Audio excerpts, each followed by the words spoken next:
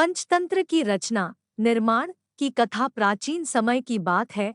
एक राजा हुआ करते थे जिनका नाम अमर शक्ति था। उनकी राजधानी महिलारोप्य नामक नगर था। राजा अमर शक्ति बहुत ही योग्य, वीर, न्यायप्रिय और दानवीर थे। उनके 3 पुत्र बहुशक्ति, उग्र शक्ति और अनंत शक्ति थे। राजा के तीनों पुत्र मूर्ख और बेकार के कार्यों में अपना समय बर्बाद करते थे। राजा ने उन्हें बहुत अच्छी शिक्षा देने का प्रयत्न किया, परंतु तीनों ने पढ़ाई लिखाई में कोई रुचि नहीं ली। राजा अपने पुत्रों की मूर्खता और निकम्मेपन से बहुत परेशान थे। तब राजा बहुत चिंतित रहने लगे। उन्हें डर सताने लगा कि उनके जाने के बाद उनके राजपाट का क्या होगा।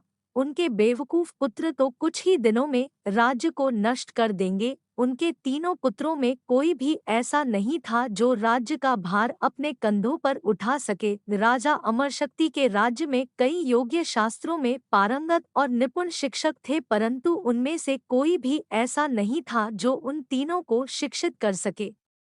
राजा के एक बहुत ही योग्य मंत्री थे जिनका नाम सुमति था। उन्होंने राजा को नीतिशास्त्र में पारंगत और सर्वगुण संपन्न आचार्य यह विष्णु शर्मा के बारे में बतलाया। राजा अमरशक्ति ने आचार्य विष्णु शर्मा से मिलकर अपने पुत्रों को शिक्षा देने का अनुरोध किया और कहा, अगर आप मेरे पुत्रों को अल्पावधि में शिक्षित कर राजनीति में पारंगत कर देंगे तो मैं आपको 100 गांव और मुँह मांगा इनाम दूंगा। राजा की बात सुनकर आचार्य विष्णु शर्मा को हंसी आ गई और उन्होंने मुस्कुराते हुए कहा, राजन, मैं आपकी परेशानी समझ सकता हूँ। मैं सरस्वती का उपासक हूँ और मुझे धन माया से कोई लगाव नहीं है, परंतु इस राज्य की भलाई के लिए मैं 6 माह के अंदर आपके पुत्रों को शिक्षा देकर उन्हें कुशल राजनीतिज्ञ बना दूंगा। राजा ने आचार्य विष्णु शर्मा की बातें सुनकर अपने पुत्र उन्हें सौंप दिए और आचार्य विष्णु शर्मा उन्हें अपने आश्रम ले गए, जिधर उन्होंने राजपुत्रों को शिक्षित करने के लिए कई कहानियों की रचना की। इन कहानियों को मनुष्य के अतिरिक्त जंगल के जानवरों के पात्रों के माध्यम से रुचिपूर्ण बनाया गया।